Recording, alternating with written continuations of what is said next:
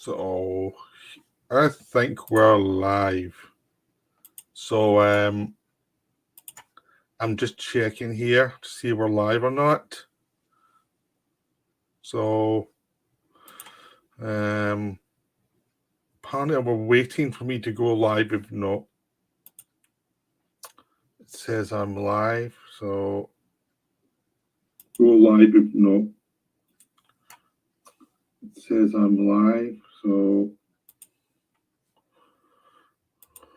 okay, that's it. As we set it all up, we're live now. We're a bit delayed because this is the first time I've done it. So sorry for that first couple of seconds of me trying to figure out what I'm doing. But I've never actually done this before, so I'm just trying something new. So here we go. So what I'm doing is, this first time, I'm just going to do what I would normally do in a video, which is I'm going to talk about film. And that's it, really. It's just to try it out, to try the scheduling thing, to try a live thing that's more than a minute long. So this is me just trying to do it. So I'm going to talk about Infinity Pool, which is the new film by Brandon Cronenberg, who's obviously the son of David Cronenberg. It's been bigly publicized, not just the name, but also some of the interest. There's obviously an interest that they share from father and son. They share certain interests, which happen in any family anyway, because every family, there's certain things are the same, some things are different, and it's like, yeah. So the same in the film, where basically there's some things you see that have come on the family lineage of the Cronenberg films of David Cronenberg, but there's also other things that aren't very David Cronenberg as well. So it's different. It's a sort of similarity in some ways, but different in other ways. You sense that as the films progress, they'll become something different as they go on. Because David Cronenberg films been off in different direction. So it doesn't feel like it's just a rip off of his father. It feels like it's similar interests, but it's going in this one direction. So I've seen Possessor as well. I've not seen the first one he did. I think it was called Antiviral. I've not seen that one yet, but I've got it. But I will watch it. And Infinity Pool's already up in VOD in various places, which are much earlier than expected. And it's a really terrific film. It's not perfect. It is different from Possessor, and it's got its own unique feel to it. I mean, it's had some very good reviews. It's had one or two bad reviews as well, depending. I think it's one of those films, there's no in between. Because does have a kind of punky feel that's very different from the David Cronenberg's more classical style. This one's much more like aggressively dark, really, in its point of view, which was the same in Possessor, actually. I'd say David Cronenberg's much more neutral with his characters. He does more tragedies and weird psychological things. This is much more a darker look at some of our instincts. It's very much influenced by like J.G. Ballard and things like that. Because honestly, when I was watching the film, I thought it was a J.G. Ballard adaptation because it was so ballad style that it just became. It was like, wow, he's read a lot of ballads, you know. So it takes place in it's basically this one area that's in the third world country, but it's like a tourist destination. So the weather's good, but the commerce is terrible. And these rich people come to these areas and they relax. And so it's a way for them to have the best weather, the best food, the best everything. But outside of their area where they're relaxing, the country is 40 bits. People are poor, they're living in poverty. But they shouldn't let that get to the people who are rich and are paying for this, environment. And into this environment comes the lead character played by Alexander Skarsgård called James, which is one of the reasons why I thought it was very Ballard, his lead character called James, because Ballard tend to use the same characters. The names seem to be the same characters as himself a lot of the time. Like James, Jim, stuff like that. Because he always wanted to say, like, this is not different from, this persona is not much different from you or me. It's just taken to the extremes. Because he saw stuff in the World War II that was horrific. So in this film is all about like what's lying below the surface of our polite society, and which has been done many times before in films. So in this one, they're at this resort, this tourist resort that's made up of all these people who seem very bland and they seem to be relaxing. And of course, James and his wife, who's a rich girl, meet up with this other couple, one of who says she's read the novel by James because he was a writer. He'd written one book, and she asked him when's the next one coming out, which unsettles him because he's had writer's block for years. But they start to interact with this couple. They start to get an idea of they can get on okay with this couple because it is a place where people interact, and there's all these like bizarre things that show homage to other cultures, but are still taking place within a thing that's cut off from the rest of the world, so that they can safely show they're the right kind of people. They're the right people who respect other cultures, even though they don't in any possible way. So it's definitely a skewing of the rich and their pretensions. And because they like all the signals of them doing the right thing, but they don't want to actually do it. So that's the film is starting there and then taking them into the next level. What would you do if you got in trouble, if you escaped from this place with this other couple? You have a nice day and then you get into some sort of trouble with the law, which James does because he has to drive them back because they're all drunk and he's the least drunk there. So he drives them back and accidentally runs down a farmer who's just going home. So James is taken to jail. They're told that by the couple, leave it and just get back to the compound. You're one of the protected people. They're not going to care anyway. But for some reason, he's found out and he's arrested.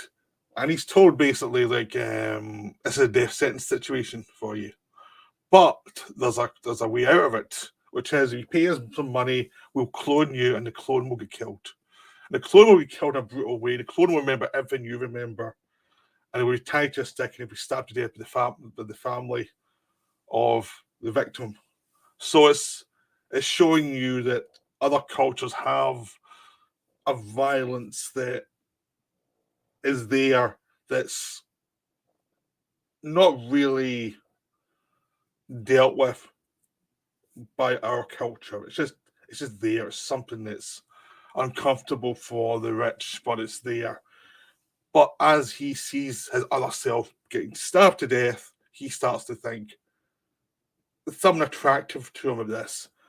There's something about another way of looking at the world, another way of looking at himself. It's a disassociation thing, but it's also something. It's taking something that's in him and bringing it out, and he wants to know more. He wants to push these feelings further and see where they go. And the rest of the film is about him doing that, where he finds out that there's been quite a lot of the tourists have gone through the same thing as him. The sense of that they're all addicted to this thing. They call themselves zombies. It's like we're zombies and we're doing this. And the rest of the film's about them trying to figure out this situation. And one of them saying, was it really me who was killed? Was it really the clone was killed, or was it really me and I'm the clone? And no one's quite sure, but it excites somebody. It brings them out of their apathy, their polite lives, and it creates these monsters within. And the festive film is about them exploring it and manipulating each other. And sometimes you think that James is ahead, and sometimes you think that other people are ahead. But as the film goes on, it's like it's in different people in different part of the journeys. It is very influenced by Crash, this idea of different people in the journeys. And it's each path is unique to itself. Which I don't think it's not as good as Crash. Crash is much more developed and it's got a much more intellectual beat. This is much more the physical beat of what this is, what this feeling is. He's trying to explore, and it's about the sensation, like a punk-like sensation of being bad and having this way to avoid your own guilt, and this way to deal with your guilt and deal with the darker side of your personality within this tourist situation where even you can't even get killed, you can send someone else to get killed for you. So it becomes this thing like slowly gets out of control, and it's like, what's the real me, what's the fake me, or are they all joined and run in different ways? So it's a experience film. It's about experience this person, and then you can look back on it and figure out what it all means later on. But it is much more of an experiential film than the David Cronenberg film. So this is a different feeling, which is the same you got in Possessor. Possessor did not. It felt like someone going through a situation, trying to work it out as they went through it, and it was more visceral than a David Cronenberg film. So that's a big difference between father and son as directors. So I've seen Carl just put a message to me. He's listening while working. So I hope you enjoy this, Carl VC. See it, it's really good. So I'm not going to get into spoilers how it progresses. I mean, what I've said about the plot is basically the first half hour, 35 minutes. It's the kind of stuff that's in the trailer. And because it goes off in interesting ways, it's very influenced by performance. It's very influenced by a lot of 60s and 70s films. Hello, Premium Blu-rays. Hello, David. Hope you're enjoying this. So it's got a lot of influence. It's also got a feeling of Zardoz as well, the John Boorman film, and some of his visuals. It's got some like show-offy shots to show a dislocated world that worked in this thing, but I can see annoying some people. So there's a lot of things where the director's got a bit of money now for visual, so he's going to try and do something unique with it. So that's what's interesting about it, is the sense of this is a director who's had a successful film in Possessor, who's now struck his stuff a little bit. He's now trying something new, and he's got some toys to play with camera-wise to try and see what he can do. So it'll be interesting to see how he develops. Will he continue this kind of darker path, because it is a kind of punky nihilistic path he's following so far in his films, or will he be trying to do something different? But it does feel like he's a different director. He's taking certain themes, the very Dave Cronenberg themes, but he's also taking them in his own way. So I'm interested to see where he goes. Yeah, this does have a Pure Blue was actually a cinema release. It's out just now.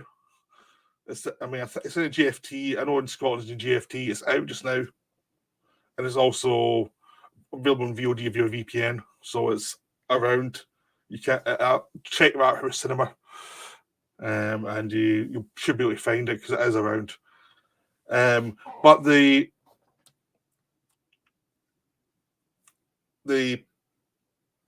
film itself was really wonderful. It's a wonderful little film.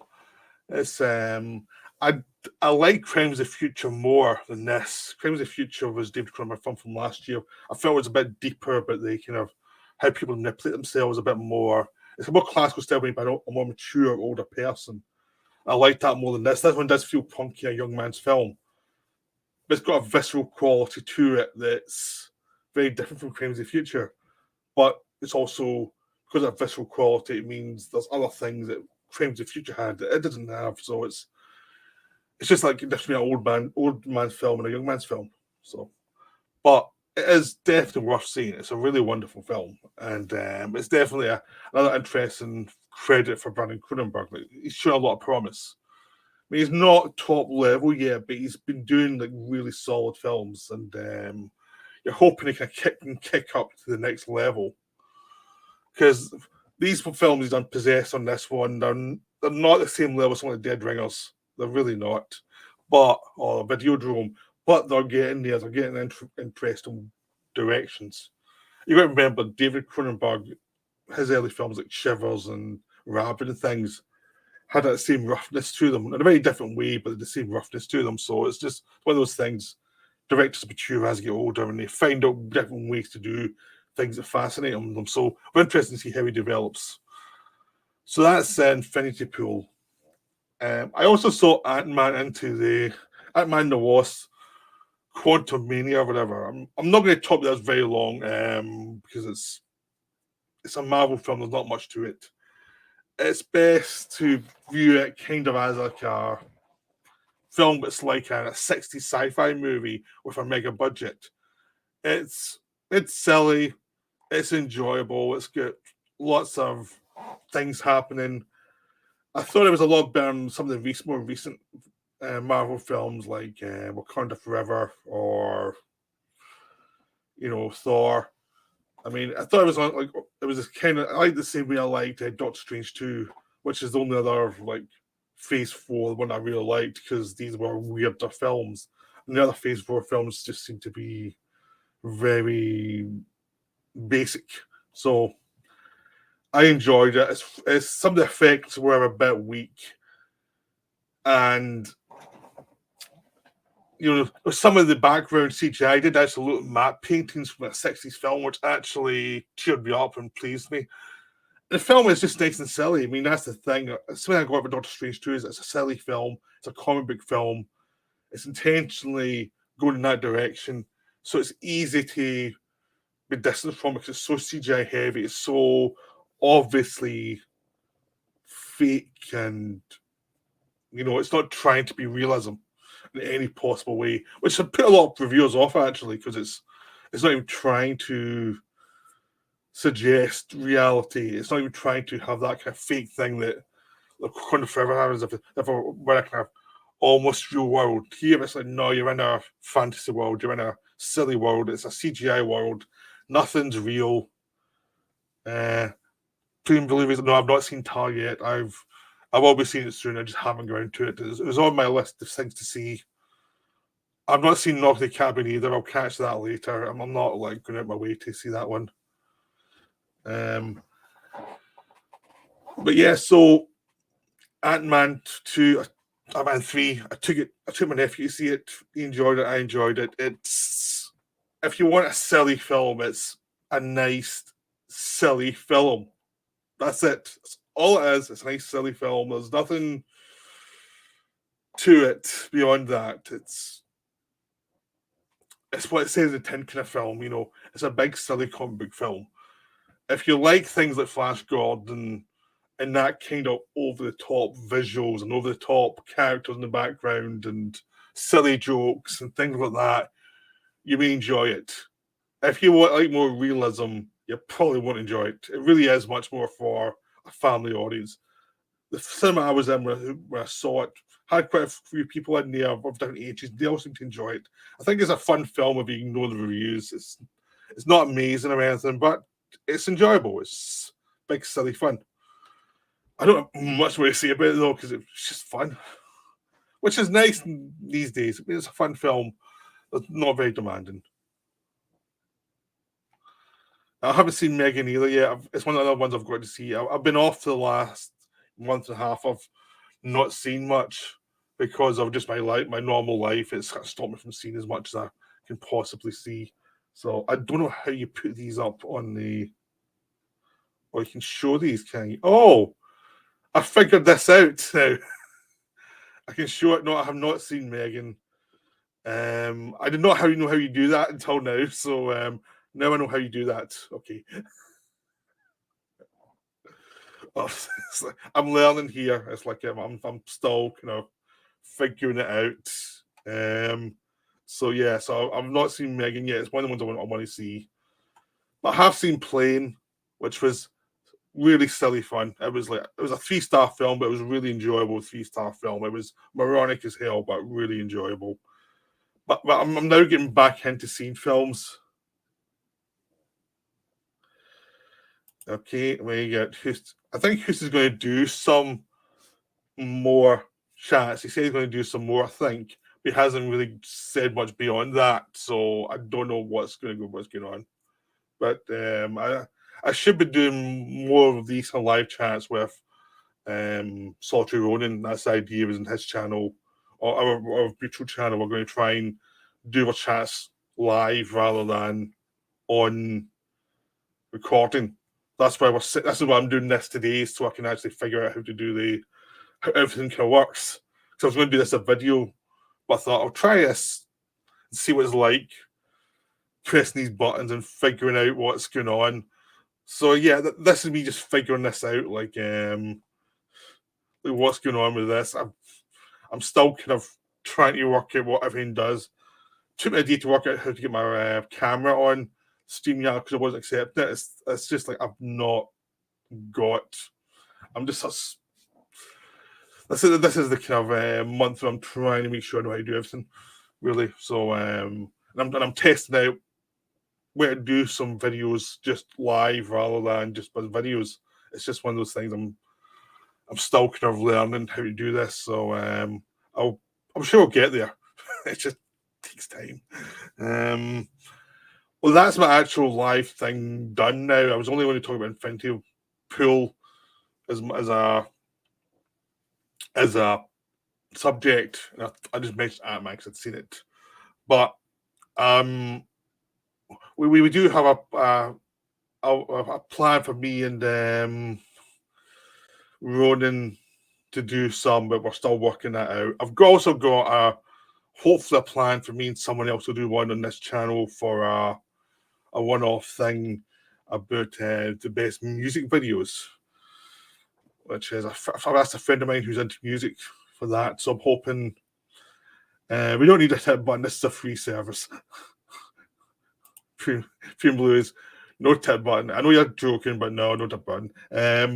But yeah, so I'm hoping to do a music video one as well, just to give it something different. But yeah, this is the first one down. It hasn't been a disaster. That's good. I'm sort of slowly developing. I think over the weeks I'll get cleaner and I'll figure what I'm doing, just recording what I'm doing live and things, and try to figure it out. This is much better because I don't have to render stuff, which is very nice because rendering thing takes hours. So it'd be quite nice to not render as much as I used to, because I took the fun out of making videos actually. So doing it this way actually does feel much more enjoyable, like already, just because I know I don't have to do this other thing. So I hope you enjoyed this brief introduction to my to me doing live streams. We'll see how it goes. I think it went pretty well. I hope you all have a good day, and I'll be back soon. But that's me for now. Bye.